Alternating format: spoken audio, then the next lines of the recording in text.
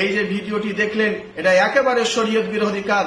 রাসূল সাল্লাল্লাহু আলাইহি ওয়াসাল্লাম বলেছেন, লাইসা মিন্না মান দারাবাল খুদুদ ওয়া শাক্কাল জুয়ুব ওয়া দা'a বিদাওয়াল জাহিলিয়্যাহ। তারা আমার উম্মত নয় যারা মুসিবতের সময় মুখমণ্ডলে আঘাত করে, নিজের পোশাককে ছিঁড়ে ফেলে এবং মৃত ব্যক্তির নাম উচ্চারণ করে উচ্চস্বরে বিলাপ করে, তার গুণাগুণ বর্ণনা করে, যেমনটি বর্তমান সময়ে কারবালার ময়দানে দেখা যায়, ইয়া হুসাইন ইয়া হুসাইন। অথচ রাসূল সাল্লাল্লাহু আলাইহি ওয়াসাল্লাম বলেছেন, আল মাইয়িতু ইউআযাবু বিমা নিহা আলাইহি। মৃত ব্যক্তিকে কবরে শাস্তি দেওয়া হয় মৃত ব্যক্তির পরিবারের কান্নার কারণে, নাওহা মাতামের কারণে।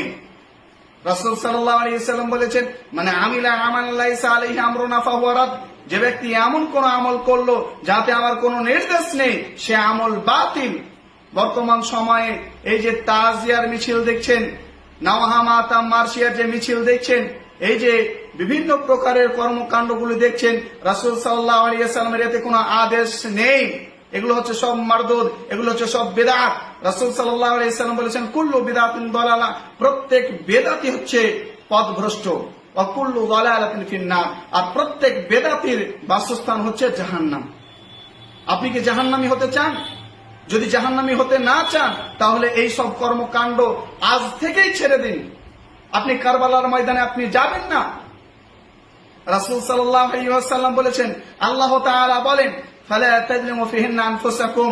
তোমরা এই মাসগুলোতে কোন প্রকারের পাপ করবে না, নিজের নফসের উপরে জুলুম করবে না।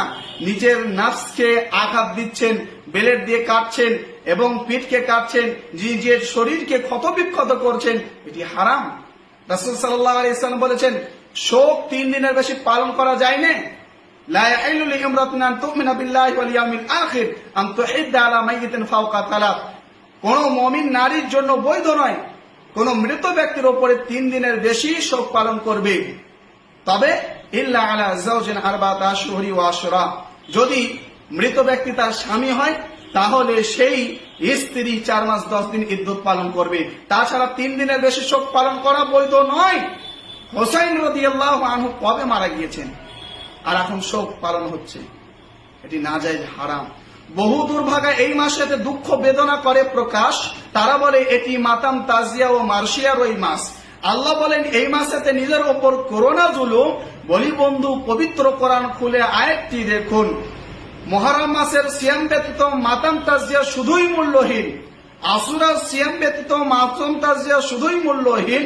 মুহররম মাসে বেদাত করে কেন হবে দিন? আশুরা সিয়ামে মাফ হয়ে যায় 1 বছরের গুনাহ। রাখতে সভায় এই সিয়ামটি কবু ভুল করবে না। বুঝা গেল না? সকলেই এই সিয়ামটি রাখবে। অবশেষে দোয়া করি, হে আল্লাহ, তুমি আমাদেরকে সঠিক বুঝার তৌফিক দান করো এবং আমলও করার তৌফিক দান করো। আমিন। আসসালামু আলাইকুম ওয়া রাহমাতুল্লাহ।